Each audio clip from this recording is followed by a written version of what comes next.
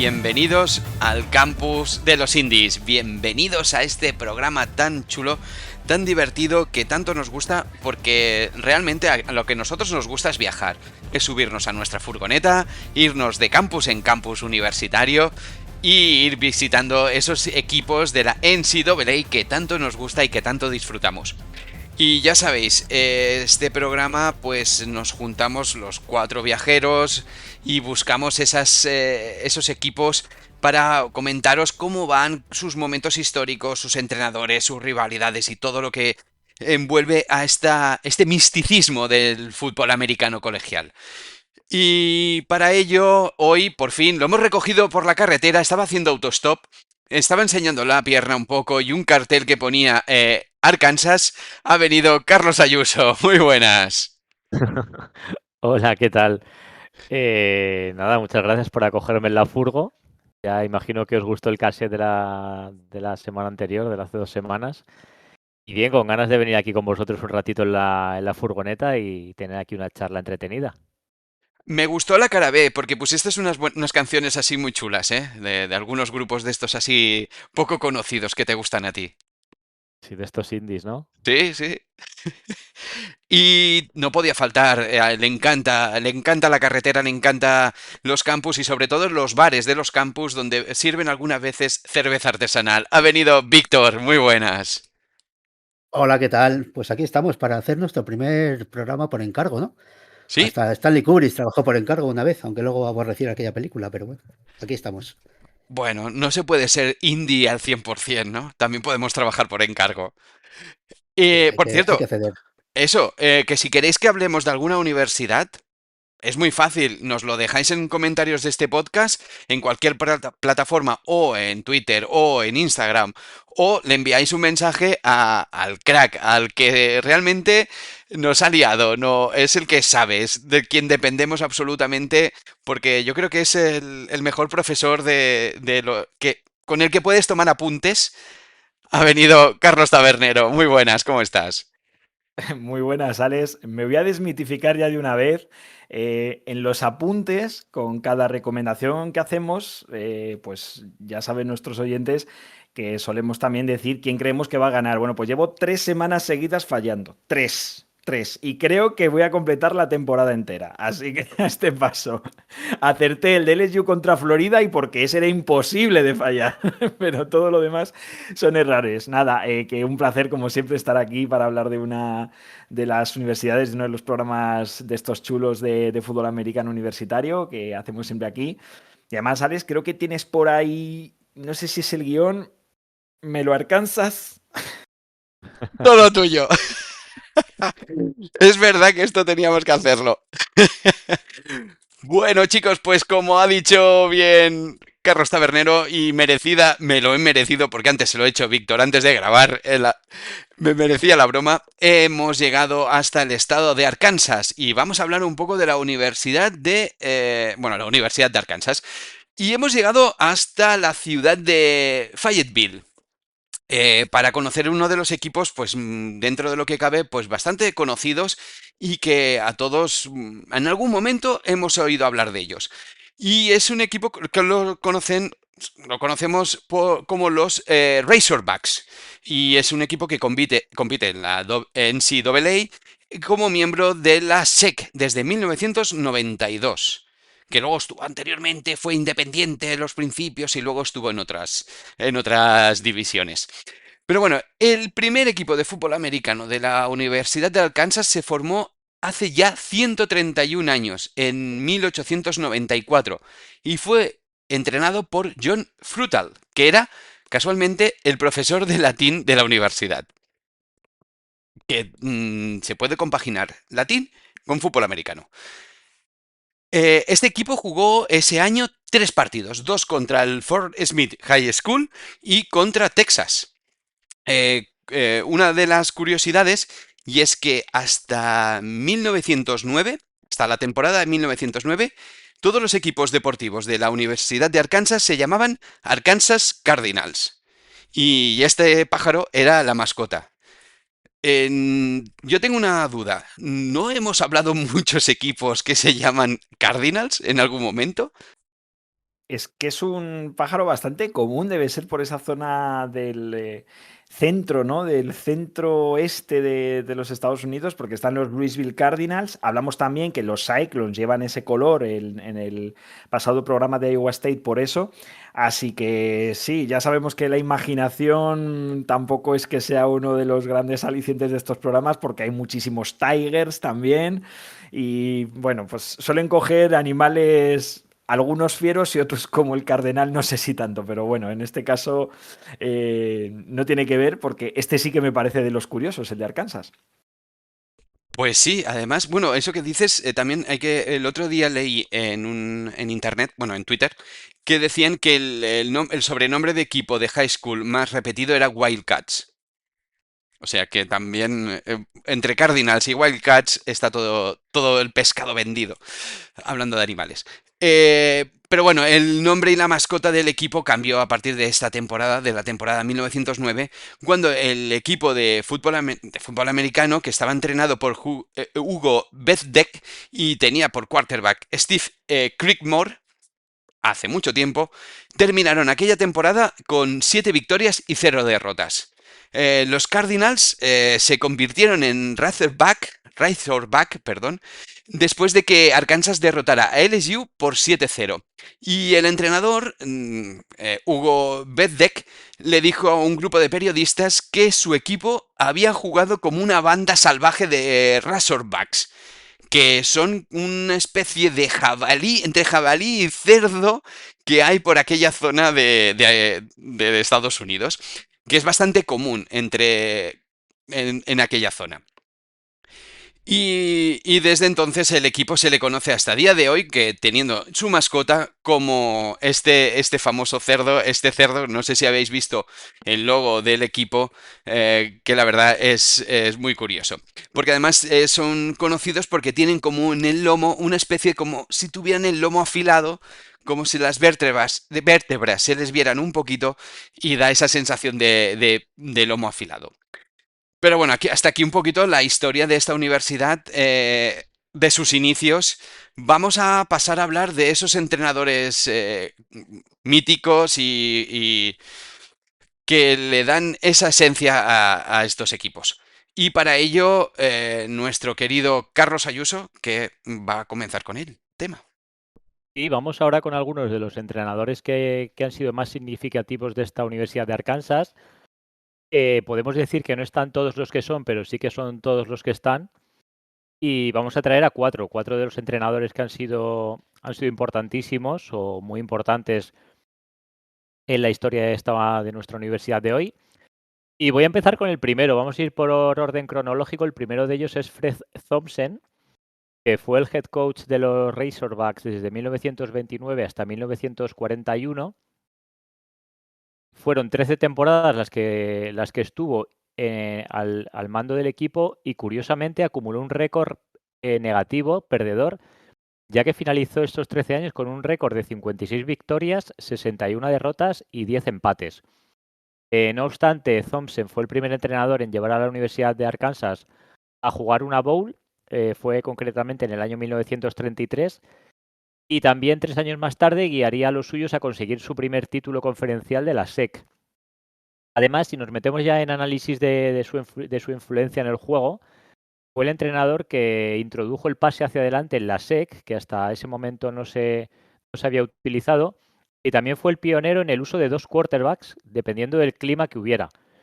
Era un poco esto como en las ruedas de la Fórmula 1. Para condiciones de mojado jugaba con Dwight Sloan y en superficie seca el elegido era Jack Robbins.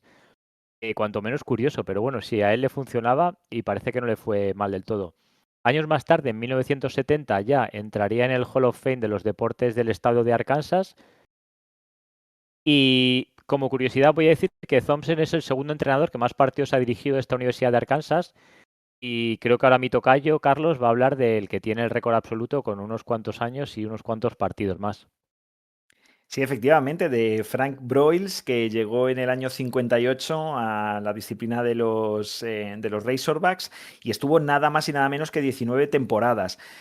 Nada hacía prever, la verdad, que este quarterback de los Georgia Tech Yellow Jackets en los años 40, bueno, pues acabaría cruzando prácticamente casi 900 millas, ¿no? Desde la universidad que fue su alma mater para ser una leyenda en esta Universidad de Arkansas, pero bueno, aquí llegó tras ser asistente en varios programas, como el de los propios Yellow Jackets, también en Baylor o en Florida, y después de solo un año entrenado en Missouri Tigers, pues al final se mudó a Fayetteville para conseguir más de la mitad de los títulos conferenciales de los Razorbacks, especialmente en los años 60, aunque se despidió con uno en 1975 para un total de 7. Además, tiene en su haber conseguir el único título nacional de Arkansas. Un título, por cierto, discutido, porque como hemos contado en alguna ocasión, antes de los años 90 no había una final por el título como tal, sino que se consideraba ganador nacional pues al equipo mejor rankeado de la Associated Press. ¿Qué pasaba en algunos casos? Bueno, pues que llegaban las bowls, no se tenían en cuenta para estos rankings y resulta que algunos resultados pues los cuestionaban. Y eso fue lo que sucedió en 1964, cuando Alabama había acabado con el número 1 de Associated Press dentro de ese ranking, pero perdió la Orange Bowl contra los Texas Longhorns. Unos Texas Longhorns a los que habían ganado los Razorbacks durante la temporada, y además los de Arkansas habían terminado también como Alabama con su casillero inmaculado, sin ninguna derrota. Por tanto, al haber ganado también la Cotton Bowl, lo que dijeron es: oiga, aunque Alabama haya acabado la temporada regular en primera posición, si tenemos en cuenta las bowls, somos los únicos que estamos invictos, y por eso reclaman ese título nacional de 1964. Curiosamente, esos Texas Longhorns, que con su victoria ante Alabama permitieron ese nacional de Arkansas, bueno, pues mantuvieron durante estos años de la época de Broyles una gran rivalidad con los Razorbacks, estando otro mítico del que ya hemos hablado en varias ocasiones, Darrell K. Royal, el que da nombre al estadio de la Universidad de Texas, pues fue una de las rivalidades más enconadas dentro de estos años 60. Broyles, por cierto, acabó su etapa en Arkansas en 1976 como el entrenador con más victorias de toda la historia del programa, con 144, y se convirtió además hasta 2007 en el director deportivo de los equipos masculinos de la universidad, porque en su época permanecían ambos tipos separados, ¿no? Por un lado estaban los equipos femeninos con una directora deportiva y por otro lado los masculinos con un director deportivo que durante casi 40 años fue Broyles. Como curiosidad también comentar que este entrenador alternó su puesto como director deportivo con una posición, con una carrera en los medios. Fue comentarista de la ABC en partidos además de fútbol universitario. Yo no sé ahí el tema de las competencias y de comentar algo en lo que tú estás inmerso, como es el programa deportivo de tu universidad, cómo compatibilizaría, ¿no? Pero bueno, digo esto sobre todo porque dentro de sus retransmisiones, y aunque sobre todo el narrador principal cuando él era el comentarista con quien formó equipo fue Keith Jackson, pero en algunos partidos, y aquí está un poco este dato para los más nostálgicos, pues tuvo como narrador al mítico Al Michaels, al que luego conocimos en la NFL compartiendo plano con el mítico Madden. Y nada, también comentar por último como curiosidad que su sucesor como entrenador también fue otro mítico entrenador del que hemos hablado en este programa, Lou Holtz, que consiguió un título nacional de Notre Dame y además también se hizo famoso como comentarista. Así que se ve que aquí los entrenadores de los Razorbacks se les dan bien los medios de comunicación. Y de aquí, Carlos, pasamos ya prácticamente al siglo nuevo, ¿no? A nuestra época. Unos años antes, eso sí, pero vamos, ahí lindando entre el 20 y el 21, ¿no? Sí, ahora vamos con el siguiente protagonista, con otro de los ilustres de la banda de nuestra universidad de hoy. Y se trata de Houston Nutt, el que fue head coach de los Razorbacks desde el 98 hasta 2007. Fueron 10 temporadas con unos números realmente buenos y destacables. No en vano, su récord en estos años fue de 75 victorias por 48 derrotas. Pero siempre tuvo un cierto nivel de críticas de su afición por el récord dentro de la SEC que tuvo, donde fue poco más alto del 50%. Y es que tuvo 42 victorias y 38 derrotas. Es un entrenador Houston Nutt que tiene bastantes detractores entre la afición de este equipo y luego veremos por qué. Desde su llegada a Arkansas, ya en su primera rueda de prensa, él hizo alusión a que su objetivo era el campeonato nacional. A pesar de que la universidad venía de unos años de bastantes dificultades y habían tenido numerosos cambios de entrenadores, pero bueno, aún así él creía firmemente que había equipo para luchar por cosas importantes y así se lo hizo ver tanto a jugadores como a afición. Y es que pronto contagió con su energía y su entusiasmo a toda la hinchada y a todos los jugadores de esta época de este equipo. De hecho, ya en su primera temporada llevó el equipo a un 9-2 en temporada regular que les valió la invitación para disputar la Citrus Bowl, en la que perdieron contra Michigan, donde estaba un tal Tom Brady de quarterback, y perdieron este partido, su primera bowl.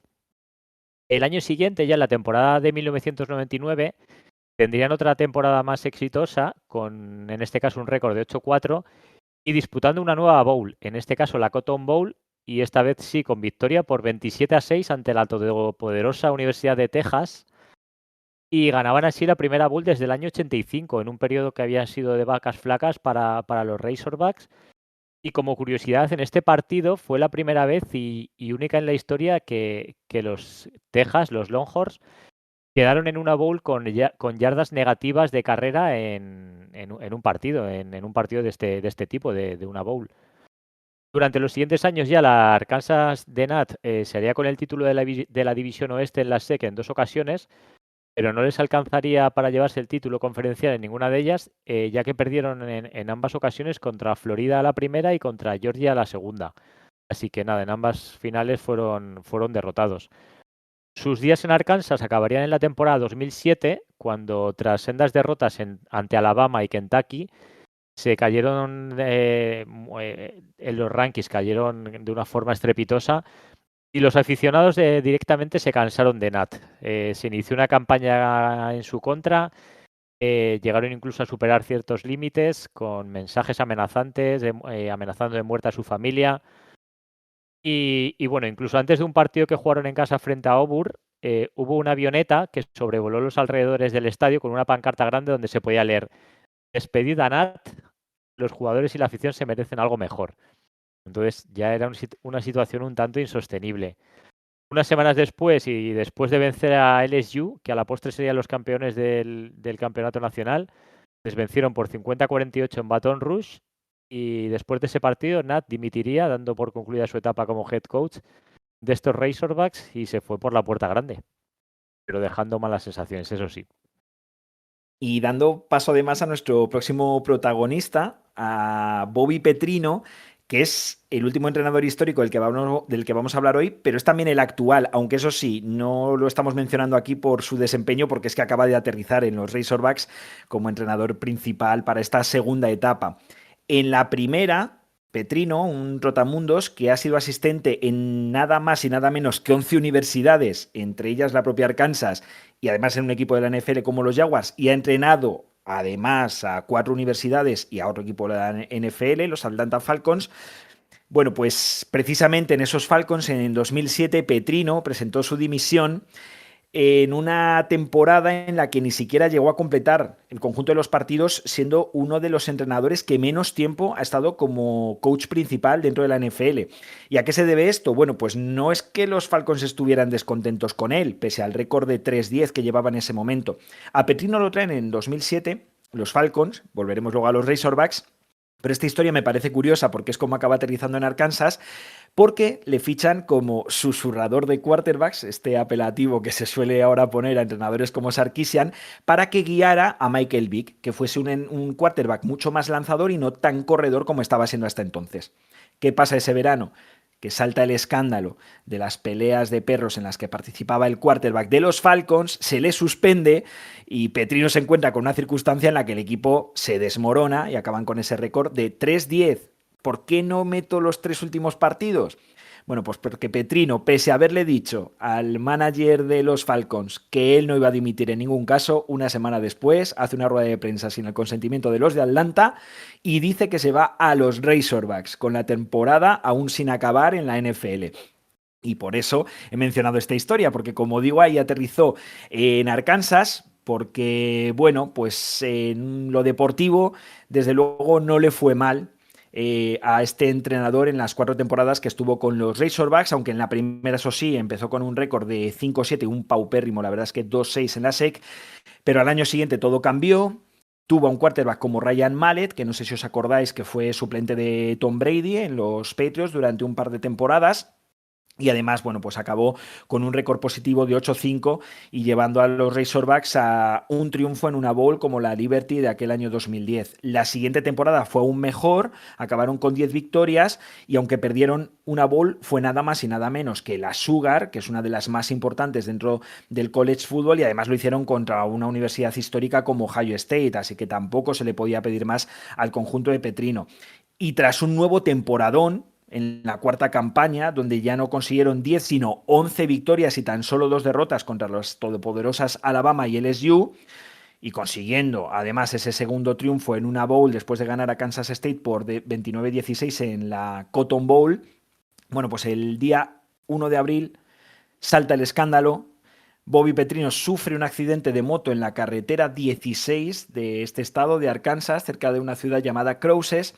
Pero lo grave no fue como quedó, que también el entrenador de los Razorbacks, sino que junto a él viajaba la recientemente contratada como coordinadora de desarrollo del programa de fútbol, Jessica Dorrell, que no tenía ninguna experiencia dentro de este deporte, había sido jugadora de los Razorbacks de voleibol, pero nada que ver con el fútbol americano. Y lo peor de todo, bueno, pues fue que esta relación nadie la conocía. Petrino la había contratado siendo ya su pareja. Además, dadas las circunstancias, no solo es que ocultaran esto, sino que durante el accidente, para evitar que la gente supiese que iba con él en la moto, se trasladaron en coche, en un coche que pararon en la carretera, a un restaurante para dejar allá a Petrino y ella marcharse y desde ahí sí ya llamar al 911 para que fueran a por él. Y todo aquello empezó a generar ciertas sospechas cuando empezaron a analizar el accidente y pocos días después, además saliendo Petrino del hospital al que había llegado, por cierto, bastante grave, pero al final, bueno, pues se pudo recuperar y cuando salió del hospital, pues unas 2-3 semanas más tarde, el director deportivo Jeff Long, una vez que se supo todo esto, pues le despidió de manera fulminante. Su castigo, pues bueno, fue una temporada en el muy menor programa de Western Kentucky, en la Conference USA, una de las Group of Five, de las conferencias menos importantes dentro del college. Y luego, pues bueno, enseguida con el nombre que había ganado con su buen desempeño en los Razorbacks, y una vez pasado este castigo, pues acabó en los Louisville Cardinals por segunda ocasión. Ya había entrenado este equipo, pero es que además coacheando, si es que se puede decir esta palabra, a un quarterback que seguro que a todos nos suena, como es Lamar Jackson, al que llevó a ganar el Heisman. Y luego, pues nada, después de una etapa en la que volvió a ser coordinador de equipos como la Universidad de Nevada, Las Vegas o Texas A&M, pues finalmente volvió a los Razorbacks como coordinador ofensivo para, desde hace apenas una semana, sustituir a Sam Pittman como el entrenador principal de esta universidad que nos ocupa hoy, que ha tenido un decepcionante inicio en esta temporada con 2 victorias, pero 3 derrotas en los 5 primeros partidos.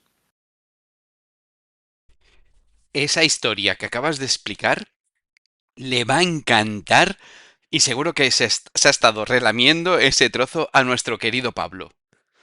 Calza bosa también en el campus. Totalmente. Hay que adaptarse a los tiempos. Absolutamente, absolutamente. Sé a mí que... me ha recordado cierto capítulo de Los Soprano, ¿no? Sí, sí, sí, sí. Cierto, cierto, sí, sí, sí. Y mientras Muy bien decimos visto. esto, Carlos Ayuso, mirando fijamente hacia el horizonte, conduciendo la furgoneta.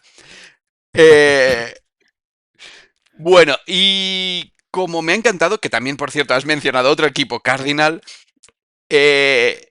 seguramente que estos entrenadores han tenido en su equipo alguno de esos jugadores históricos, ilustres que tan bien nos trae Víctor, ¿verdad? Pues seguramente, pero no tengo ni idea. No te voy a mentir. Vamos a empezar por uno que se ha retirado pues, antes de ayer, como quien dice, ¿no? Frank Ragnour, el center de los Lions. Jugó 42 partidos con los Razorbacks entre el 2014 y el 2017 incluyendo 33 titularidades consecutivas hasta que se cruzó en su carrera una lesión y ahí se acabó. Disputó 2.603 jugadas ofensivas. En todo ese tiempo no permitió ni un solo sack. Lideró a todos los jugadores de línea ofensiva de la FBS con una calificación general de 93.7 según Pro Football Focus y fue el mejor center con una calificación de carrera de 92.4 y una marca de precisión de pase de 88.3 con una sola presión permitida en 255 jugadas de bloqueo de pase. Es medianamente nuevo, pero lo traigo porque los números son alucinantes. Felix Jones, 2005 y 2007, running back, eclipsado por Darren McFadden, 2 veces ganador del premio Doug Walker. Durante sus 3 temporadas en Fayetteville, Jones discretamente forjó una carrera estelar como corredor, receptor desde el backfield y retornador. También fue utilizado como quarterback Will Hawk en ciertas ocasiones y corrió 2 veces para más de 1.100 yardas, marcando la primera vez en la historia de la universidad que esta universidad produjo 2 corredores de 1.000 yardas en una misma temporada. Promedió 7,6 yardas por acarreo en toda su carrera, consiguiendo casi 3.000 yardas, 20 touchdowns y devolvió 4 kickoffs para touchdown, lo que le valió la selección por consenso de All-American como especialista en devoluciones en 2007. Nos vamos un poquito atrás en el tiempo, a 1985, para hablar de Wayne Martin, que causó estragos en los quarterbacks rivales durante 4 temporadas y se marchó en el 89 seleccionado por los New Orleans Saints como líder histórico de Arkansas con 25 sacks y medio. 37 tackles para pérdida de yardas, lo sitúan en el 4º puesto de la historia del programa y registró un récord universitario de 13 capturas y 18 tackles for loss, 7 balones sueltos, 7 fumbles forzados y 3 recuperaciones, lo que le valió el reconocimiento como All-American por consenso, liderando a los Razorbacks de ese año en 10-2 y al título de la Southwestern Conference. Estuvo 11 temporadas en la NFL con New Orleans, en los que consiguió 82 sacks y medio. Vamos mucho más atrás en el tiempo, a 1958, para hablar de Wayne Harris, que se le apodó Thumper, no sé si lo digo bien, por el sonido que producía cada vez que golpeaba a un corredor rival. Su ferocidad y potencia eran impresionantes debido a su baja estatura, que un 88, apenas 82 kilos. Su golpe más memorable se produjo en una victoria del 59 contra la Southern Methodist University, donde eliminó del partido al quarterback de estrella de los Mustangs, Don Meredith, un jugador del que se dice que solo salía del campo durante el medio tiempo. Pues este hombre se lo cargó. Era el centro ofensivo y 2 veces linebacker All-America, y cuyo récord universitario de 174 tackles en una temporada en 1960 aún se mantiene. Vamos a por un running back, Alex Collins. A pesar de ser eclipsado por King Henry de Alabama y Leonard Fournette de LSU, Collins dejó huella en Arkansas. Fue el primer estudiante de primer año de la SEC en correr más de 300 yardas en sus 3 primeros partidos. En su último año, en 2015, estableció un récord universitario corriendo para 20 touchdowns y terminó su carrera con 3.703 yardas, solo superado por McFadden. Y junto a McFadden y Herschel Walker de Georgia, se convirtió en el tercer jugador de la historia de la SEC en correr para más de 1.000 yardas en 3 ocasiones. Collins jugó 6 temporadas en la NFL y aún estaba activo en los Memphis Showboats de la USFL cuando falleció en un accidente de moto en agosto del 2023. Hablamos de nuestro primer quarterback del programa, Ryan Mallett, entre 2009 y 2010. Solo jugó 2 temporadas en Arkansas porque comenzó su carrera en Michigan. Sin embargo, fueron las mejores 2 temporadas de un quarterback en este programa. Mallett lanzó 3.624 yardas como en su segundo año, en 2009, la segunda mayor cantidad en la historia de los Razorbacks, estableciendo un récord universitario de 30 pases. Fue aún mejor el año siguiente, estableciendo nuevos récords de 3.869 yardas y 32 touchdowns, liderando a su equipo a 10 victorias y un viaje a la Sugar Bowl.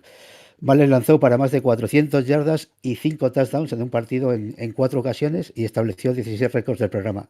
A pesar de haber jugado al menos 2 temporadas menos que cualquier otro equipo top 10 de Arkansas, las 7.493 yardas y 62 touchdowns ocupan el tercer lugar en la lista de esta universidad. Y es uno de los dos únicos quarterbacks de Arkansas que han registrado múltiples temporadas con pases de 3.000 yardas. El 27 de junio del 23 murió ahogado cuando nadaba con su novia en Florida, y 7 meses después de su fallecimiento nació su único hijo.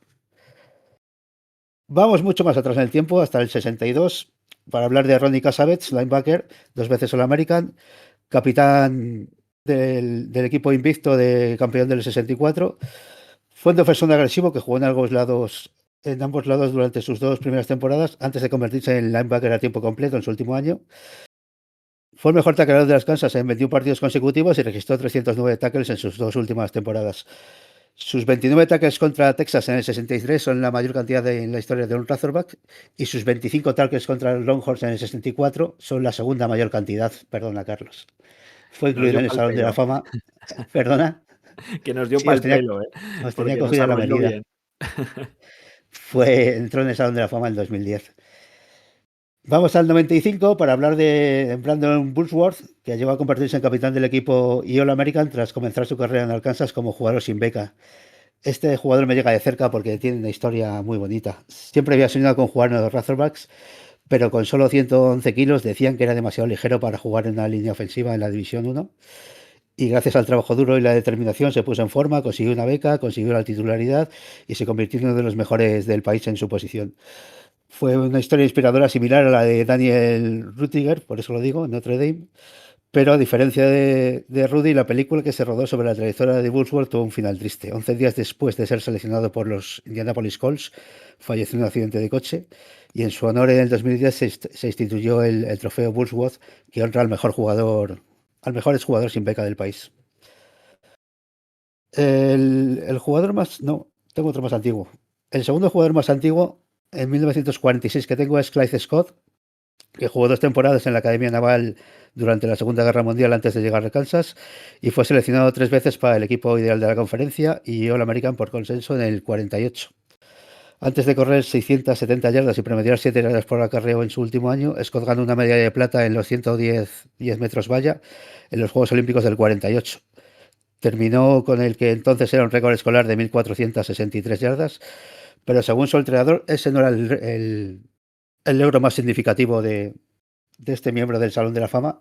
En el libro de Razorbacks de Orville Henry y Jim Buckley, el entrenador John Barhill dice de Scott: significaba más para el programa de Arkansas que cualquier otro atleta, porque el nativo de Arkansas convenció a otros chicos de Arkansas de que debían quedarse en casa. El número 12 de Scott es uno de los dos únicos, junto con el 77 de Bulsworth, que han sido retirados por los Razorbacks. Y ahora sí, el más antiguo que tengo es Weir Schoonover, 1927. Casi un siglo después de jugar su último partido, su nombre aún figura en los libros de récords de la universidad por sus logros tanto de ataque como en defensa. Sus 5 intercepciones contra Texas A&M durante su último año, una de las cuales fue devuelta para un touchdown de 92 yardas, probablemente nunca se superará ese récord. El ala defensiva de jugadas grandes, a quien los periodistas deportivos de la época describieron como electrizante e increíble, también comparte el récord de recepciones de Arkansas en un solo partido con 13 contra Baylor esa misma temporada. Y 7 recepciones de touchdown en el 29 siguen empatadas en el 9º lugar de la historia de este programa. Schoonover fue el primer All-American de la Southwestern Conference, y en 1967 se convirtió en el primer Razorback en ser incluido en el Salón de la Fama de la NCAA. Nos vamos al 65 para hablar de un tackle, Lloyd Phillips, 2 veces All-American, campeón nacional del 64. Se alzó con el trofeo Outland al mejor hombre de línea, pero no asistió a la ceremonia de entrega. En su lugar envió al director de información deportiva de la escuela para que lo aceptara por él, porque creía que era un premio de equipo. Todo un fenómeno. 304 tackles en 3 años, en los que el récord de programa con él en el campo fue de 29-3. Y vamos a un padre y un hijo. Del padre no tengo datos, así que voy a hablar del hijo, Billy Ray Smith Jr., del 79 al 82. Lo único que sabemos del padre, o que yo sé del padre, es que también jugó en Arkansas, llegó a 2 Super Bowls, la 3 que perdió contra Jets, y 2 años después volvió a jugarla, pero en este caso levantó el Lombardi en la 5ª Super Bowl con los Baltimore Colts, contra Dallas Cowboys. El hijo fue el americano en el 81 y en el 82. Finaliza su etapa como estudiante con 299 tackles y 63 tackles for loss, con 5 más que cualquier otro de la historia de este programa. Seleccionado en quinta posición del draft del 83 por San Diego Chargers.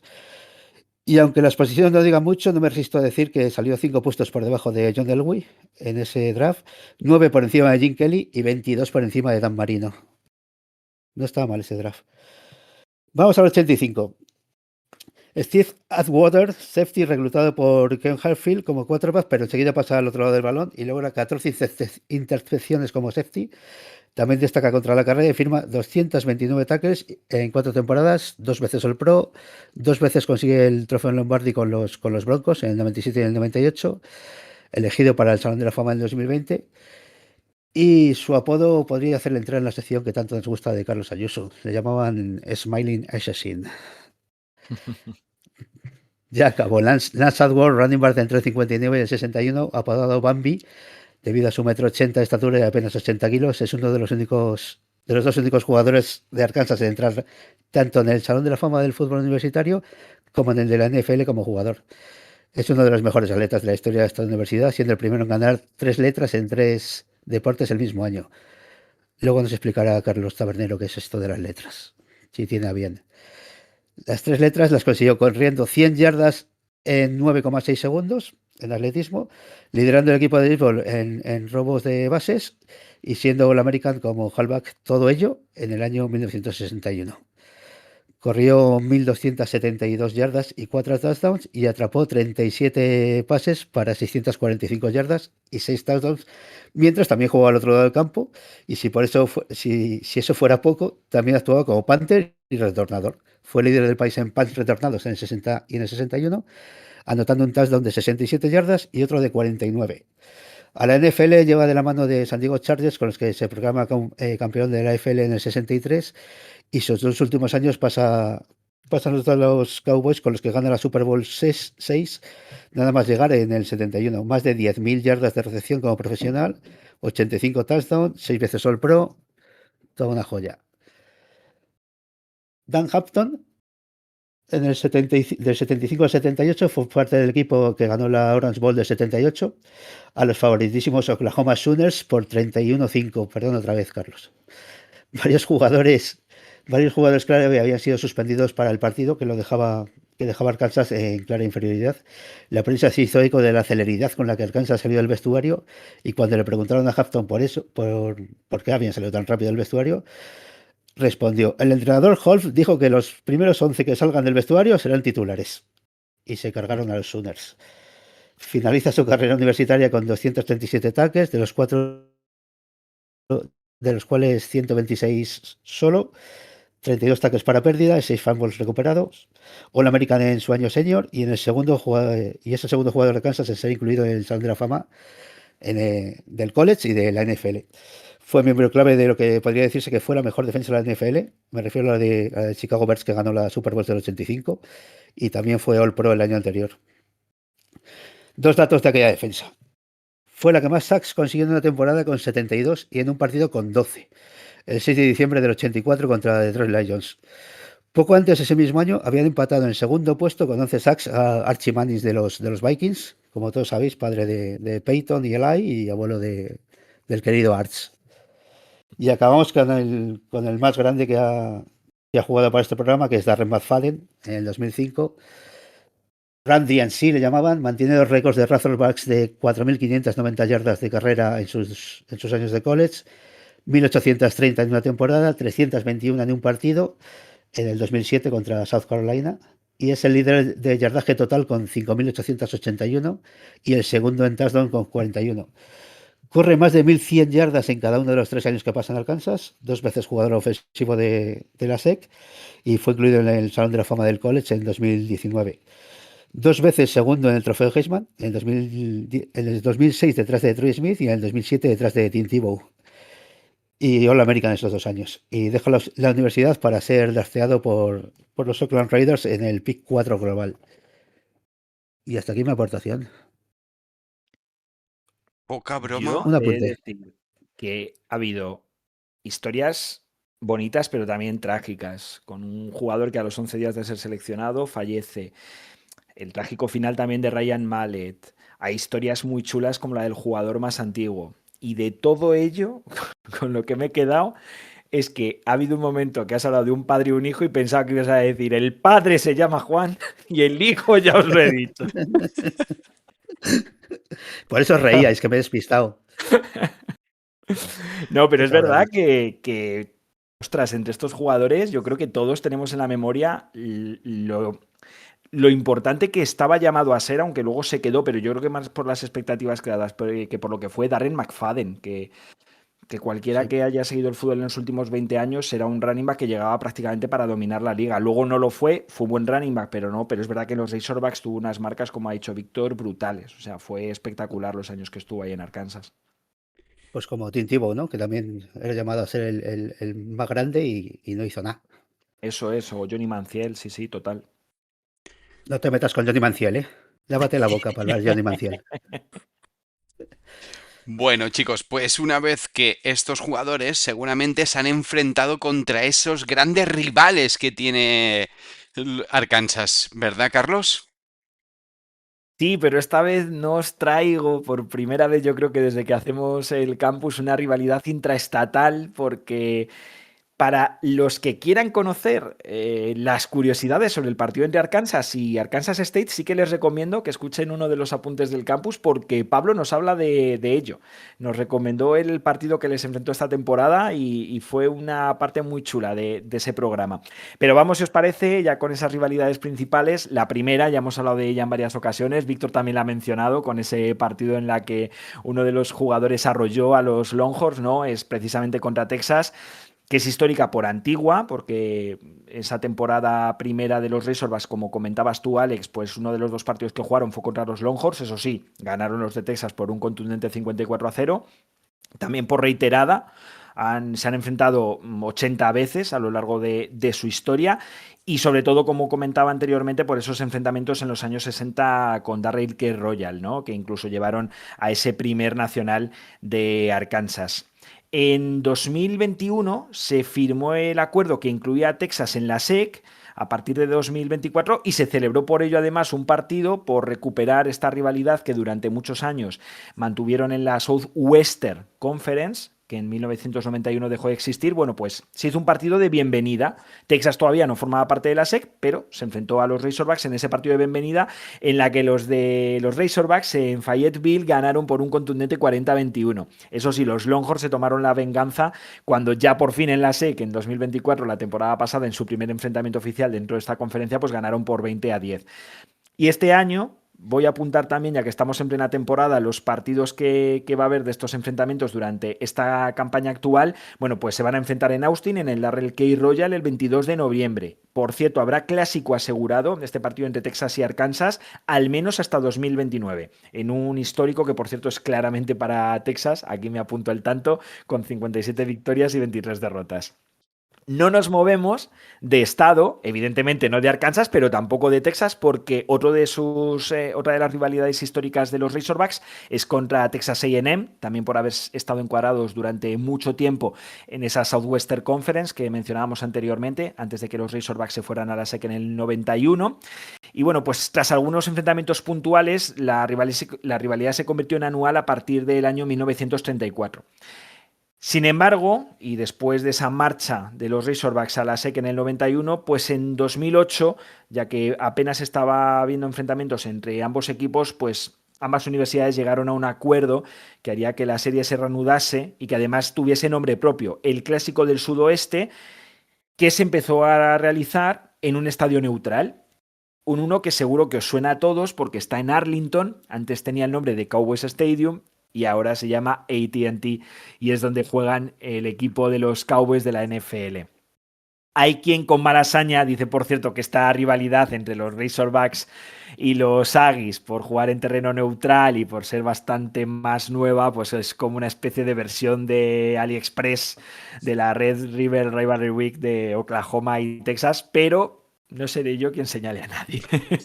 De hecho, Texas y Oklahoma son en parte los responsables de que esta rivalidad, por desgracia, vaya a perder de nuevo fuelle, ya que la entrada en la SEC de los Longhorns y de los Sooners la temporada pasada, bueno, pues impide que el enfrentamiento entre Aggies y Razorbacks pueda ser anual porque no se ha incluido dentro de las rivalidades protegidas.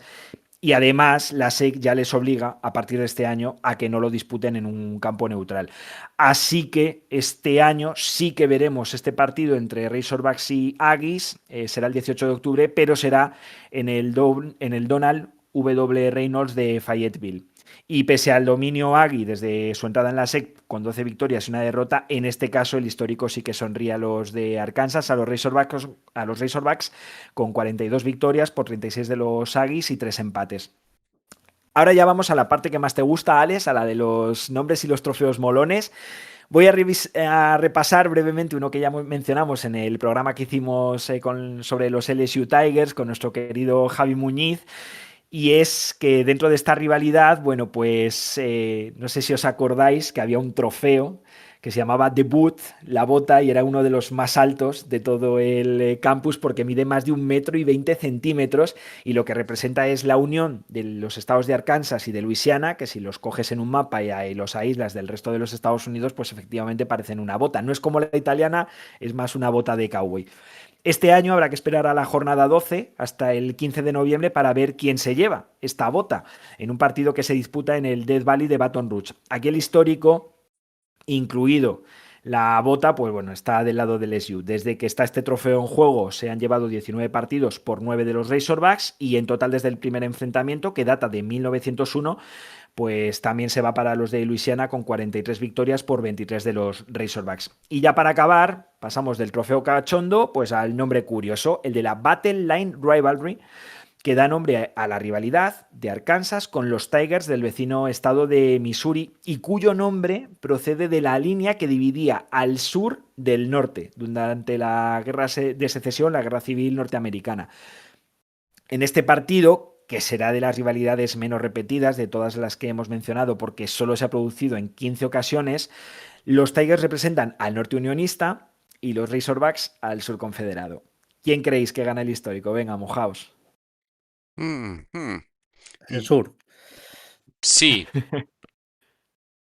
¿Creéis que es de los Razorbacks? ¿Tú, Carlos, qué dices? Yo creo que pierden los Razorbacks.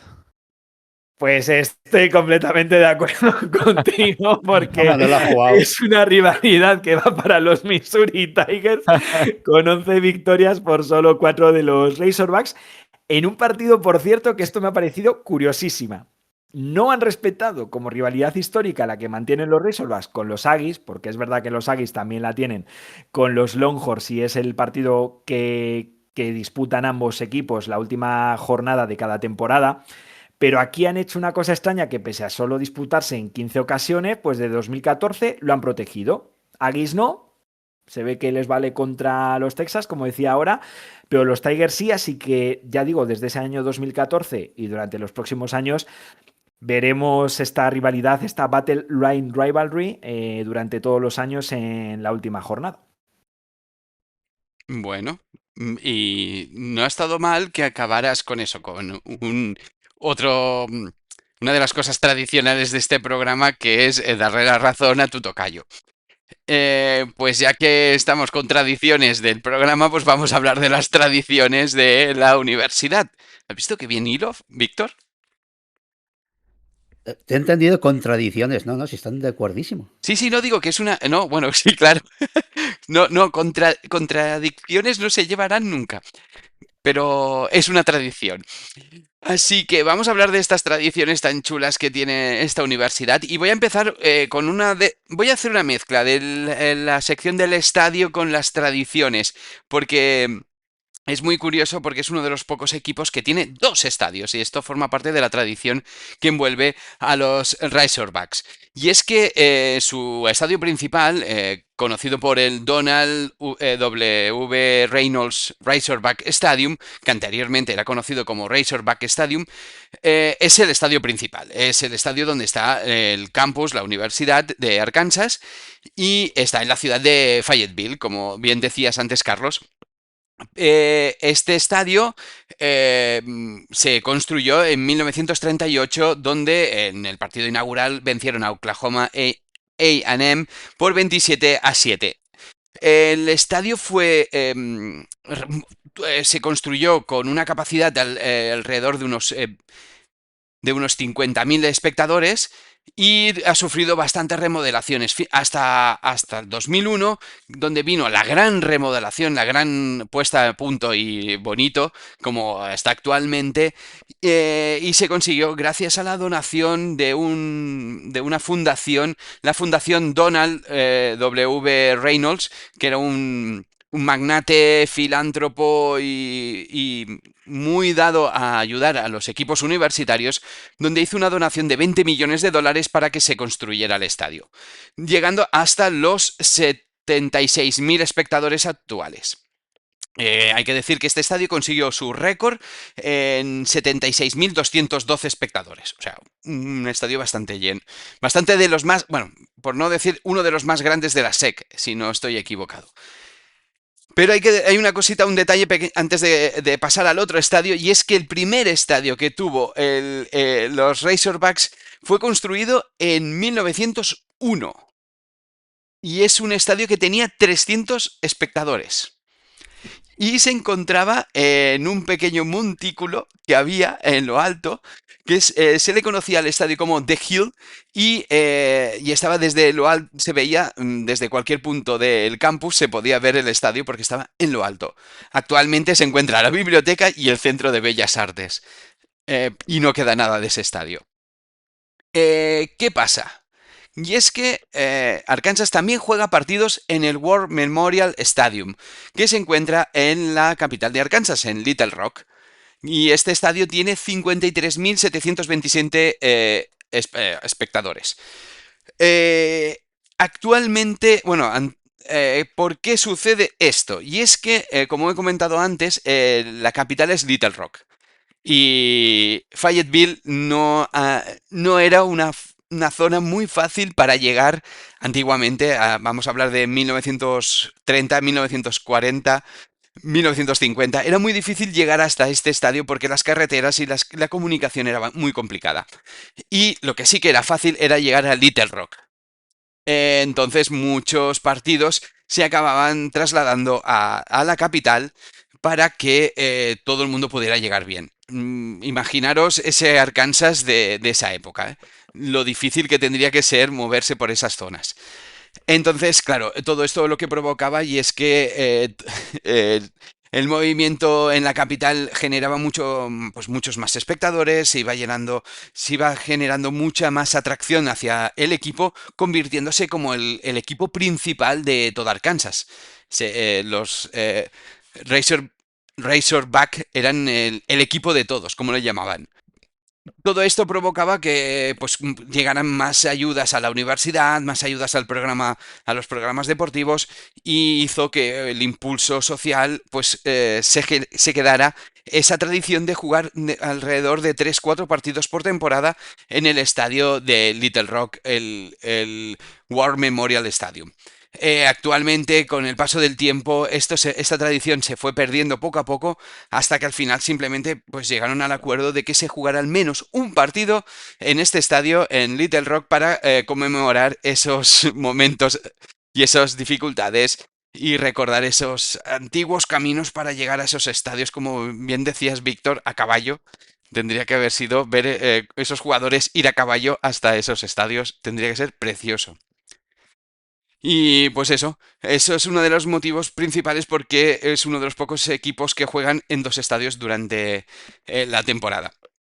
También decir que se me olvidaba, y es que el terreno de juego, como también pasa en muchos estadios, tiene otro nombre. Y es que en 2007 se le llamó al terreno de juego Frank Broyles Field, en honor a este ex entrenador. Bueno, vamos a pasar a las tradiciones y a la salsilla divertida que tiene esta universidad. Y es que, como toda universidad y todo equipo de fútbol americano, tiene que tener su tailgate. no podemos fallar, ¿verdad? Es algo que nos gusta mucho ir a los tailgates y es divertidísimo. Y es que, ¿qué tiene de diferente este tailgate? Y es que hay una zona conocida como The Garden. Y es que es donde se juntan todos los chavales, toda la gente, antes de entrar al partido, a hacer las canciones, a empezar con el Honk Walk, que es el traslado de los jugadores hasta el estadio. Se hace el pasacalles con la banda de música, con las animadoras, con el paseo de la mascota, que ahora os contaré, hasta la llegar al estadio y empezar todas las celebraciones y todo el movimiento. Os recomiendo que busquéis vídeos de este Hawk Walk, que es muy divertido porque montan una que no veas. Bueno, pues eso, aparte, tienen, como he comentado, la banda de música también tiene su momento, tiene su momento estelar también en este paseo, y es que tocan la conocida The Best in Sing and Sound, que es una de esas canciones que si os viene a la mente la canción que tenemos de intro de las bandas universitarias, coger ese ritmo y más o menos es lo que vamos a escuchar en este momento. Bueno, y luego vamos con uno de los gritos de guerra que creo que es bastante conocido, no sé si lo conoceréis, os sonará, y es el Whoopie Suis. Y ese es una tradición que se hace en toda la universidad y se hace en momentos estelares, ya sea en momentos en el cual está el equipo a punto de hacer de una anotación, en un momento antes de que empiece el partido, en un inicio de jugada, o para llamar a que todo el mundo se ponga en pie y empiece a animar. Y consiste en gritar 3 veces ¡Bú! Seguido de levantar las manos. Y una vez que acabas de decir ¡bu!, gritas ¡Pig Swiss! Y bajas los brazos. ¿Qué quiere decir esto? Pig, cerdo, ¿vale? Y Swiss es la forma que tienen en la zona más rural de Arkansas de llamar a los cerdos. ¿Sabéis aquí qué podemos hacer a los perros de llamarles, ¿no? O pues allí a los cerdos se le dice Swiss, Swiss, Swiss, Swiss, Swiss, y entonces vienen a estos, pues, ¿qué tradición tienen? Es un poco como llamar a los jugadores cerdos, pero bueno, para ellos es animarles. Es muy curioso. Aquí sería gochito, gochito, gochito, ¿no? Pues sí, sí, una cosa así. Pues ellos gritan el Pig Swiss. Entonces es como una forma de animarlos. Se dice 3 veces y, y una vez después de la tercera se grita todo lo de Razorback. Y entonces se estalla todo. Es divertido. Bueno, es la forma que tienen allí de gritar y de animar. Hay que decir que en Arkansas el único sitio donde lo de Swiss es para dar ánimo a un equipo deportivo, porque en el resto de estados se considera despectivo. Y hablando de esto de cerdos, vamos a hablar de la mascota, vamos a hablar de Tusk, y es una mascota viva. Y vamos ya por el quinto Tusk, que es un linaje de jabalís, lo que os comentaba antes, de unos de cerdos que están durante el partido, se lo pasean en el estadio, lo tienen en una jaula y lo tienen allí, pobrecito mío, que vive muy bien seguramente, pero forma parte de las tradiciones de esta universidad. Y ya para acabar, como última tradición así importante, es el cantar el alma mater de la universidad, ese himno universitario. Cuando acaba el partido, se pone todo el público, ya hayan ganado, hayan perdido, cantar el alma mater y finalizar el, el, eh, el momento, la comunidad junta cantando, y después cada uno a seguir la fiesta a su casa o donde quieran. Bueno, chicos, Ah, que no lo vas a cantar. no, no, no, no, no me hagáis ¿Por qué? cantar, no me hagáis cantar, que con esta voz, como me dijo una vez mi madre, tienes poquita y desagradable. Vamos a pasar. Eso es una madre. Hoy sí, si yo os contara. Pues ya tenemos estas tradiciones, y seguramente alguno de esos personajes ilustres que nos trae cada programa Carlos, seguro que han estado en alguno de esos momentos, ¿verdad? Habrán estado en algunos de esos y seguro que en algunos peores. Así que sí, vamos ahora ya con la sección de alumnos ilustres de esta Universidad de Arkansas. Como siempre, tenemos algunos que son ilustres bien y luego tenemos otros que son ilustres pero no tan bien. Hoy me ha sorprendido que aquí hay muchísimos políticos, pero muchos, muchos, muchos. Hay senadores, gobernadores y hasta algún fanático, algún presidente fanático del sexo. Uy, perdón, de la política nacional, quería decir. Bueno, luego veréis. En fin, vamos al lío, que me voy por las ramas y no quiero que queden manchas en mi expediente. Y hablando de manchas, vamos con nuestro primer profesor ilustre, porque no fue alumno, fue profesor, pero eso, fue parte del claustro de profesores durante un tiempo y es un expresidente de los Estados Unidos y se trata ni más ni menos que de Bill Clinton, el presidente número 42 de los Estados Unidos de América, que estuvo en el cargo desde el 93 hasta 2001, siendo miembro del Partido Demócrata. Y ya supongo que ya entendéis lo de la mancha, ¿verdad? Ya, y me parece reseñable como para traerlo aquí, a pesar de no haber estudiado en nuestra universidad de hoy. Y bueno, después de licenciarse en Derecho en la Universidad de Yale, en el año 73 fue profesor de Derecho en la Universidad de Arkansas, en su estado natal y antes de iniciar su carrera como político. Ahora os voy a traer a dos ricachones de estos que saben mucho a menudo por aquí. Se trata de dos hermanos que no sé si os sonarán cuando os diga sus nombres. Son Jim y Robson Walton. ¿Os suenan alguno? Nada. Me iba a tirar ¿Nada? un triple de cadena hotelera. No, de cadena, pero no hotelera. Bueno, voy a deciros. Son los hijos de Sam Walton, que fue el fundador de la cadena de supermercados Walmart, cadena de la que tanto nos acordamos aquí cuando decimos que algunos de estos jugadores de college acabarán siendo reponedores en el Walmart dentro de no mucho tiempo. Bien, pues Jim es el número 12 en la lista Forbes de las personas más ricas del mundo y Rob, que es el mayor, es el número 11. Y tienen 109.000 millones el primero y 110.000 millones el segundo. Y además el mayor de ellos, Rob, es el dueño principal de los Denver Broncos de la NFL. Y hablando de hombres de negocios multimillonarios, os traigo ahora al señor Gerald Wayne Jones Sr. ¿Os suena al escuchar su nombre? Tampoco Nada. demasiado, ¿eh? ¿No? Bueno, pues es ¿Cómo no? una persona mucho más modesta que los anteriores, porque si los anteriores eran el 11 y el 12 de más ricos del mundo, este es el 127 de la lista Forbes, con una fortuna estimada de 16.000 millones de dólares. Y os diré que a pesar de ese nombre tan rimbombante, se le conoce simplemente como Jerry Jones. Y es el propietario, ¡Guau! presidente, general manager y casi entrenador de los Dallas Cowboys. No habías Y caído, Carlos. Qué bien nos ha pillado. Pero yo sí había caído, pero discrepo con lo de que no es. ¿Cómo has dicho? Entrenador. No tiene nada de modesto, ¿eh? No. he dicho que es mucho Que es, más modesto que los otros. no tiene nada de modesto.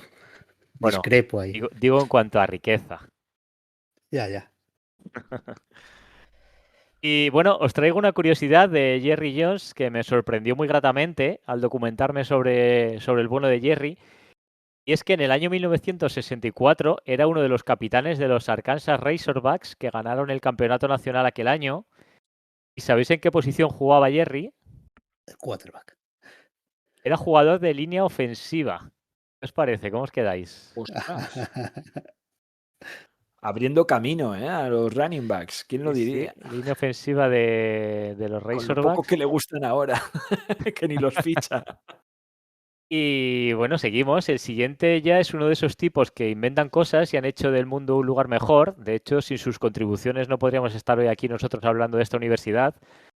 Se trata de Robert Maurer, que fue un físico industrial norteamericano que lideró la invención de la fibra óptica, especialmente en su uso para las telecomunicaciones. Acumuló una cantidad de premios que no entrarían ni en las vitrinas de toda mi casa. Y como curiosidad, murió el mes pasado en Eugene, Oregón, a los 101 años de edad. Ya le cundió la vida. Y ahora llega el turno de deportistas, que también hay a montones, no sé si tantos como políticos, pero hay muchos y muy buenos. Voy a empezar por el baloncesto, que traigo a tres protagonistas. El primero es Patrick Beverley, el jugador que estuvo 12 años en NBA en franquicias como Houston Rockets, Clippers, Los Ángeles Lakers o Chicago Bulls, entre otros, y cuyo último equipo fue el Hapoel de Tel Aviv, del que fue suspendido y finalmente rescindido por mofarse en sus redes sociales de su entrenador a raíz de una derrota que tuvieron en el campeonato israelí. Y es que Beverly siempre ha sido algo díscolo y ha sido noticia muchas veces por sus declaraciones y enfrentamientos con otros jugadores, tanto dentro como fuera de la pista. Luego traigo a otro, a Joe Johnson, un escolta que fue seleccionado por Boston Celtics en el puesto 10 del draft del año 2001, que también jugó en equipos como Phoenix Suns, Atlanta Hawks, Brooklyn Nets o Utah Jazz, entre otros. Este fue 7 veces All-Star, es uno de los 52 jugadores en la historia de la NBA en haber alcanzado los 20.000 puntos. Y como curiosidad ya personal os diré que Joe Johnson era jugador en los Nets en el primer partido de NBA que yo tuve la suerte de ver en directo en mi vida en Brooklyn, que ya sé que nos voy a dar mucha envidia, sobre todo a Alex, porque dentro de nada va a estar allí haciendo lo mismo que yo. Así que nada, era por poner los dientes largos, pero no voy a poder. Voy con el último jugador de baloncesto que traigo, que es el mejor de todos ellos, y se trata de Alvin Robertson, que jugó 10 temporadas en la NBA, fue drafteado en el puesto número 7 por los Spurs de San Antonio y tiene el enorme honor de ser uno de los 4 únicos jugadores en toda la historia que han conseguido un cuádruple doble, que para quien no lo sepa es conseguir dobles dígitos en 4 categorías diferentes, y lo hizo con 20 puntos, 11 rebotes, 10 asistencias y 10 robos de balón. Casi nada. Fue 4 veces All-Star, el mejor defensor de la liga también en el año 1986, y tiene varios récords, todos ellos relacionados con los robos de balón, y es que era uno de los grandes ladrones de la liga. Es el único jugador en la historia que ha tenido más de 300 robos de balón en una temporada, también fue en esta, en la 85-86, y ya acabó de redondear una de por sí exitosa carrera con la medalla de oro en los Juegos Olímpicos de Los Ángeles 84, siendo parte de los Razorbacks de Arkansas, que en aquella época solamente iban a la selección de Estados Unidos jugadores universitarios únicamente. Y bueno, vamos a cambiar ya el balón naranja por otro tipo de deportistas. Vamos primero con... Bueno, no vamos a dejar del todo la pelotita naranja, ahora veréis por lo que os lo digo. Pero os traigo a Mike Conley Sr. Y digo que no del todo porque, como algunos ya sabréis, Mike Conley Sr. es el padre de Mike Conley Jr., que es un jugador de baloncesto de la NBA con una larguísima trayectoria. Pero bueno, hoy venimos a hablar del padre. Y es que el padre fue campeón olímpico en Barcelona 92 y 3 veces campeón del mundo en la disciplina de triple salto, modalidad en la que fue nombrado mejor saltador del año hasta en 6 ocasiones. Durante 6 años de su carrera fue el mejor saltador de triple del año. Y además ganó 9 veces la NCAA con los colores de los Razorbacks, tanto en triple salto como en salto de longitud. En campeonatos universitarios ganó las 2 modalidades. Y nuestra siguiente protagonista es otra atleta y se trata de Verónica Campbell Brown, velocista jamaicana que consiguió, atención, 8 medallas olímpicas, 3 de ellas de oro y 13 medallas en mundiales, 5 también de oro. Ganó medallas en la distancia de 60 metros, en 100 metros, en 200 metros y luego en el relevo de 4%. Una de las elegidas que nacieron para volar sobre una pista de atletismo. Y hablando de volar, os traigo a otro protagonista del que no me voy a extender demasiado, y es que fue uno de esos atletas de los que tanto disfruté en mi juventud, pero que se me cayó del pedestal por problemas con el dopaje. Os estoy hablando de Tyson Gay, el segundo hombre que más rápido ha corrido los 100 metros en la historia y que fue campeón del mundo, pero que además tuvo la mala suerte de compartir época y pista con Usain Bolt, así que ganó mucho, pero perdió en casi todas las citas más importantes a manos del rey jamaicano. Y vamos ya con el último alumno ilustre, para bien, que seré breve, antes de pasar ya con la parte dramática que tanto os gusta y que os traigo como siempre a este campus. Como os decía, el último de los ilustres es Barry Switzer, entrenador de fútbol americano que nació, estudió, jugó y formó parte del staff de entrenadores de la Universidad de Arkansas. Sin embargo, sus logros más importantes los consiguió fuera de nuestra universidad, y es que entrenó durante 18 temporadas a los Sooners de Oklahoma, donde ganó 3 campeonatos nacionales, y también entrenó 4 años a los Dallas Cowboys, donde consiguió un anillo de campeón tras ganar la Super Bowl número 30 frente a Pittsburgh Steelers. Y forma parte del selecto grupo de 4 entrenadores que han ganado campeonato nacional universitario y anillo de campeón de la Super Bowl, junto a su predecesor en los Cowboys, a Jimmy Johnson, luego el eterno Pete Carroll y el actual entrenador de los Chargers, Jim Harbaugh, que fue el último en unirse a este selecto grupo. Así que el último Barry Switzer, un mito de los banquillos. Y bien, ahora sí, ahora ya ha llegado el momento. Queréis sangre y yo os traigo sangre. Así que al lío, Por favor. que no quiero hacerme el interesante. Nos vamos, hoy va a ser muy breve porque este chico fue breve, pero os voy a contar. Nos vamos al año 2000, en el primer día de clase de nuestra Universidad de Arkansas, y el curso escolar, la verdad que empezó mal. Os vais a reír vosotros de las novatadas que habréis escuchado por ahí de inicios universitarios, pero ahora veréis. Resulta que había un alumno con una dilatada experiencia en nuestro campus de hoy, y digo dilatada porque llevaba 10 años cursando asignaturas de un doctorado junto al profesor John Locke, 10 años nada menos, ¿eh? Pues bien, nuestro protagonista de hoy, el susodicho alumno, que ya aprovecho para presentároslo, es James Easton Kelly, de 36 años, tenía el joven. Y es que tuvo un problema en la universidad, y es que después de estos 10 años de estudiante de posgrado, se reunió el comité de profesores, un comité con 6 profesores de la universidad que votaron y decidieron expulsar a Kelly del doctorado, pero sí que le iban a permitir que siguiera asistiendo a las clases y a las charlas como oyente únicamente. Bueno, hasta aquí todo bien, ¿no? Pues no del todo para Kelly, que se tomó esta expulsión regular. Así que en el primer día de clase asistió a una reunión con el mencionado profesor Loki y en uno de los despachos de la segunda planta del Kimpel Hall, en la zona céntrica del campus, se escucharon varios disparos entre gritos y reproches. Os imagináis el desenlace, ¿verdad? ¿Sí, no? Pues sí, me gustaría que fuera mucho más fantástico y de película y enrollarme un poco más, pero es que Kelly lo hizo simple y fue muy directo. Puso 2 balas en la cabeza del profesor y a continuación se pegó un tiro a sí mismo. Así que imaginaros la inocentada para el que entró ahí el primero y se encontró el percal.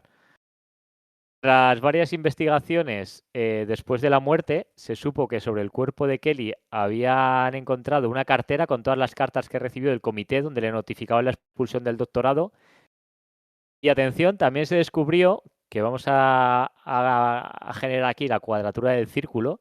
Vamos a volver al principio de estos alumnos ilustres. Y es que se descubrió el recibo de la compra de 50 cartuchos, que ojo a esto, había comprado en un Walmart que estaba a 10 millas del campus universitario que nos atañe en el día de hoy. Así que, ¿qué os parece? Después de haber mencionado a los dueños del Walmart, acabamos con un asesino que compró los cartuchos en el Walmart. A mí me parece que eres un maestro. Tal cual. Vaya cierre perfecto para la historia de los alumnos ilustres. Mis dieces. Y hasta aquí la historia de alumnos ilustres para bien y para mal de nuestra Universidad de Arkansas de hoy. Te lo estamos poniendo complicado, Carlos, ¿eh? Porque cada vez nos vamos a universidades más pequeñas para ver si no hay tanto asesino en serie. En Alabama dábamos por hecho que al menos habría uno, pero en esta ya es más complicado, ¿eh? Sí, de hecho aquí he tenido que escarbar y ver hasta noticias de periódicos y lo mencionan como el primer asunto de este tipo que ocurre en la Universidad de Arkansas y de hecho el tiroteo se llama, el suceso lo llaman como el tiroteo de la Universidad de Arkansas en el año 2000, o sea, tiene hasta nombre y apellidos el tiroteo como tal. Curioso, curioso. Siempre Total. encuentras ese momento, esa situación universitaria bueno, iba a decir de pelos de punta o loco, ido de olla. Siempre, siempre hay algo. Bueno, Siempre hay un chalao, sí. sí, sí, bueno, pero ya sabemos, un país tan grande y con tantas armas, lo único que puede traer, Walmart. sí, y mucho Walmart, es lo que puede traer todo esto. Bueno, pues vamos ya, estamos ya en la recta final del programa. Vamos a hablar un poquito de cómo les va la temporada actual a a este equipo, a los Arkansas. Perdón, es que me estaba ahogando.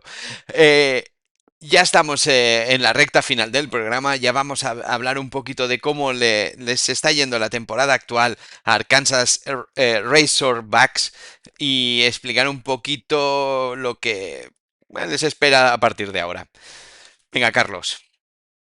Si os parece, retomamos con otro asesinato, ya que estamos, aunque en este caso deportivo, el de Sam Pittman, que es el entrenador ya ex de los Razorbacks, que ha dejado de serlo, ya decimos, hace apenas una semana, no le han dejado al pobre ni respirar, y tenemos a uno de nuestros protagonistas de la parte inicial del programa, a Bobby Petrino, como el nuevo coach, por lo tanto, no podemos predecir cómo van a ir las cosas porque ahora mismo es toda una incógnita con el ascenso del hasta ahora coordinador ofensivo. La parte ofensiva él la estaba haciendo funcionar muy bien, de ahí ese ascenso, porque es un ataque que está promediando 37,33 puntos por partido y muy balanceado, porque son los decimoctavos de todo el país en juego de pase y los 21º en carrera. Todo ello gracias sobre todo a la doble amenaza que presenta su quarterback, Taylor Green, que seguro que los que jugáis Fantasy College lo tenéis ahí bien anotado porque lleva muchos puntos. Es que lidera las yardas terrestres con 441 yardas y 2 touchdowns, pero no descuida las aéreas, porque lleva casi 1400 y 12 anotaciones por aire. Por cierto, un detalle, y esto es un tema personal, pero es que es de Louisville. Es un fighting farmer del equipo de high school que vimos en el viaje a los Estados Unidos y me hace mucha ilusión mencionar esto porque, bueno, pues Green ya también es un jugador al que voy a empezar a seguir ahora con más ahínco. Pero además de Green tienen dos muy buenos corredores, en el senior Mike Washington que lleva casi 400 yardas y 4 touchdowns y el sophomore Braylon Russell, 165 yardas y 3 touchdowns. Este anotadlo para próximas temporadas.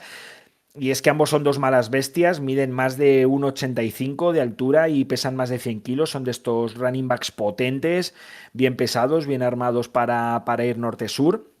Y a esto también le tenemos que sumar a uno de los, bajo mi punto de vista, mejores receptores del país y con uno de los nombres más molones, como es Omega Blake, que lleva 30 recepciones y 400 yardas con 3 touchdowns, y un tight end experto en big plays, Rohan Jones, que aunque solo lleva 6 recepciones, cuida este data, en 6 recepciones ha hecho 220 yardas siendo tight end. O sea, está saliendo una media de casi 37 yardas por cada recepción y ha hecho 2 touchdowns. Desde luego es un especialista en big plays. ¿Qué le falta a los Razorbacks? Y de ahí todas las dudas. Bueno, pues la defensa, que es la la 110ª peor con 30 puntos en contra por partido. Claro, yo no sé hasta qué punto un especialista ofensivo como Petrino va a poder arreglar esta faceta en la que más están fallando los Razorbacks en esta campaña. Y si además a todo esto le sumamos que el calendario no ha sido fácil hasta ahora y por eso acumulan 3 derrotas, una contra Ole Miss, otra contra Notre Dame, equipos que desde luego estaban rankeados mejor, y luego la sorpresa que llegó en el partido contra Memphis, en el que ganaban por 14 puntos y al final acabaron cayendo, pues lo que le viene ahora aún es peor. Esta semana que entra le toca Tennessee, que está rankeado como el número 12 del país. La que viene contra los Texas A&M, una rivalidad histórica que mencionábamos antes, que ahora mismo son los quintos del ranking.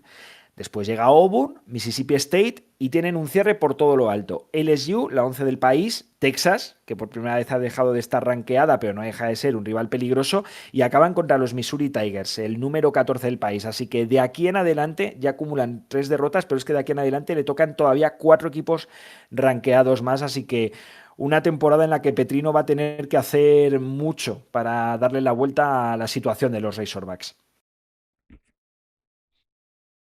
Pues sí, ya decíamos que es algo difícil de adivinar lo que puede pasarle a este equipo de aquí en adelante.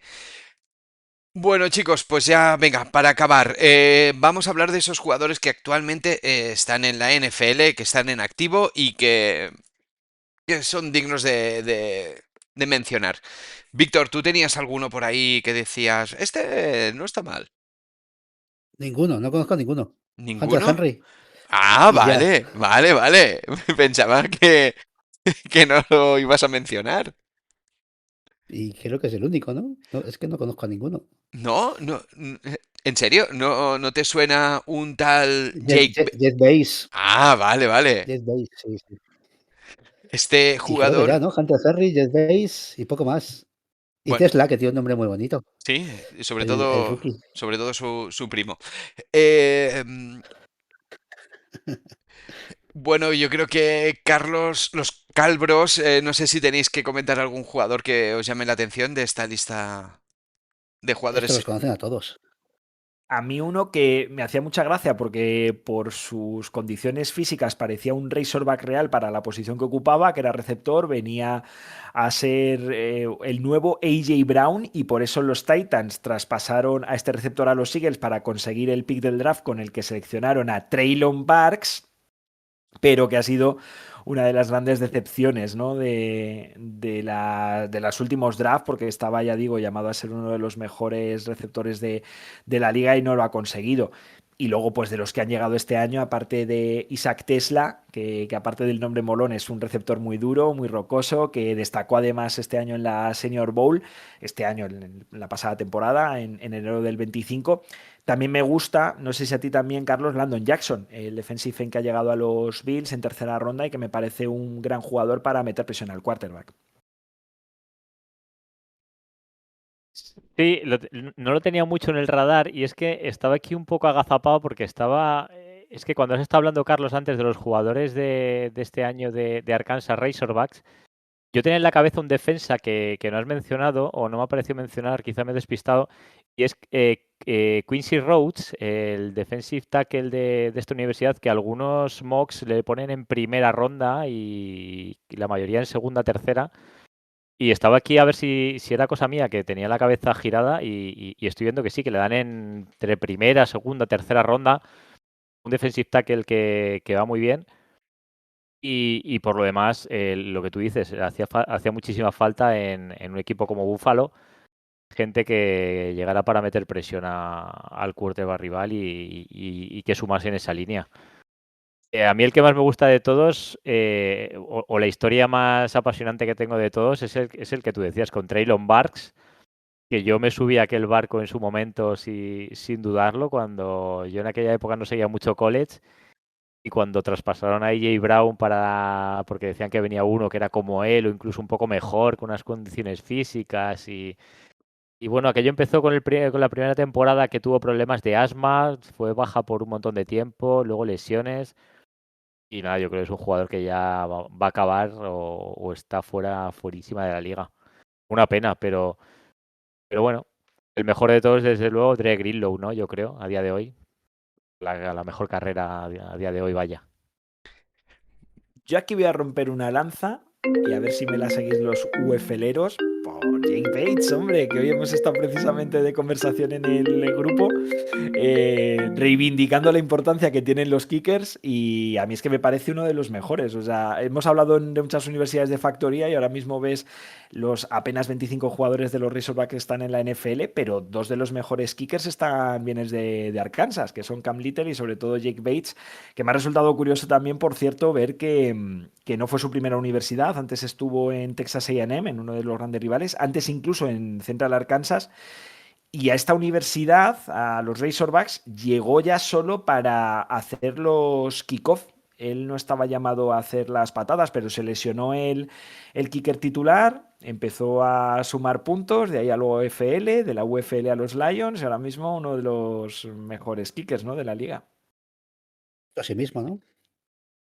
Sí, la verdad es que la historia de Jake Bates es un historión de esas que gustan, que son muy increíbles porque estuvo un par de veces a punto de dejar el fútbol, bueno, y estuvo trabajando, quiero recordar, cargando camiones de ladrillos, una cosa así, y al final tuvo la oportunidad en la UFL y la UFL le impulsó a la NFL y mirad qué cambio ha tenido su vida en un par de años. Un mito, ¿verdad? Conocido en la UFL ya como un jugador mito al cual eh, una persona de este podcast se ha unido también a la UFL, se ha unido a comentar, ¿verdad? Carlos Tabernero, has estado ya en los indies de la UFL, eso ya es palabras mayores. Es droga dura, la liga buena. Solo hay que entrar en una de las mejores páginas que hablan de NFL en español, cuya si entras en su perfil de X, antes Twitter, dice, hablamos de NFL desde 2024. Nosotros vimos a Jake Bates jugar en la UFL. Con eso está todo dicho. Y tanto. Pues sí, pues sí, pues es una de las grandes, uno de los grandes descubrimientos que podemos decir con orgullo que nosotros vimos jugar como buenos indies, vimos jugar a Jake Bates en una liga como la UFL. Y de ahí voy a decir una cosa, y es que de ahí viene lo de indie. ¿Verdad, Carlos? Y como diría Fernando, nuestro querido Fernando, nosotros le vimos tocar en en las salas más pequeñas. Y tanto. Pues nada, chicos, vamos a ir acabando ya el programa, que la verdad ha sido, decíamos que era una universidad pequeña, pero ha dado muchísimo juego, nos lo hemos disfrutado un montón, y creo que nos va a dar para intentar investigar en más universidades de este tamaño. No sé si, Carlos, a ti te motiva o quieres que volvamos a las grandes. A mí me está gustando estas universidades de tamaño intermedio, que están en conferencias importantes como la SEC, pero que quizá no sean tan grandes como otras universidades, o en conferencias importantes, pero no tanto, como la Big 12, como la ACC. Quizá incluso podríamos empezar a animarnos a ver alguna universidad de la americana, de la CIUSA, no sé. Vamos a innovar este año, a ver qué pasa. Pues no lo descartemos porque a mí ya sabéis que a mí me gusta bajar a la zona profunda. Vamos a ser más indies. Venga, va. Venga, os reto que vayamos a División 3. Además, no sé si lo habéis mencionado en este programa, pero hoy hemos hecho la Universidad de Arkansas porque fue una petición de un amigo, no sé si del grupo de Telegram, ya ni recuerdo dónde fue, ni recuerdo el nombre, me vais a perdonar, pero fue una petición que nos hicieron que hablásemos de Arkansas. Estabas dormido, Carlos, sí lo hemos mencionado, sí. ¿Sí? Sí, sí, Sí, hemos sí. empezado con ello. A lo mejor no te Ah, habías Claro, montado todavía en la furgoneta, estabas haciendo autostop. Es lo que ¿sabes, es sabes lo lo que que iba a pasa? decir. Que lo he mencionado hablando de Stanley Kubrick y ahí te has evadido y te has ido por las y nubes. ha sido cuando estaba dándole las últimas pinceladas a mi asesino. Claro, claro. Efectivamente, fue un Cuando hablamos de querido. cine, Carlos, Sí, Carlos no oye, no es escucha. verdad. Pues hay que darle las gracias a uno de nuestros seguidores que nos dejó un comentario y nos envió también un email. Fue con su nombre Shaolin CG, que nos pidió esto, que hiciéramos la Universidad de Arkansas y desde aquí pues muchísimas gracias porque la verdad nos ha gustado mucho hacerlo. Chicos, pues bueno, vamos ya arrancando la furgoneta. ¿Qué os parece? Lo bueno de estas universidades pequeñas es que enseguida encontramos un área de servicio para poner gasolina y unos cuantos galones y seguir haciendo carretera. Un pequeño ultramarinos, porque aquí no hay Walmart. Eso es, eso es. Bueno, hay uno, pero no compremos, no compremos munición. Víctor, muchísimas gracias. Gracias a vosotros. Un placer como siempre. Carlos Tabernero, como siempre, muchísimas gracias. A vosotros, ha sido un auténtico placer. Y como lo prefiero mil veces que estés aquí antes que nos dejes una cinta de cassette. Muchas gracias, Carlos Ayuso. Pues muchas gracias, Alex. Joder, qué placer volver a subir a la furgoneta y estar aquí un ratito paseando y caminando por las carreteras estas americanas infinitas. Un gustazo. Y tanto, oye, os propongo que le hagamos unas líneas a la furgoneta, como es negra, le hagamos unas líneas rojas así en los laterales. ¿Qué os parece? Perdón, ¿no? ¿Verdad? Pues venga. Pues nada, Lo que tú digas, Aníbal. pues iba a decir, me encantan que los podcasts salgan bien. Bueno, pues mira, creo que voy a acabar a partir de ahora con esta frase. Pues nada, gente, ya sabéis que tenemos un grupo de Telegram, que os dejaremos el enlace en la descripción del programa, que tenemos las redes sociales, que también las tendréis ahí, el @indisnfl, nos podéis encontrar, y eso, en el grupo de Telegram pues comentamos los partidos de college, comentamos un montón de cosas, compartimos muchas cosas, tenemos el programa de los apuntes, donde vamos comentando, estos profesores nos van diciendo sus notas, los mejores partidos, los recomendados. Pues nada, chicos, muchísimas gracias por llegar hasta aquí. Nos escuchamos muy pronto y me encanta que los podcasts salgan bien. Adiós.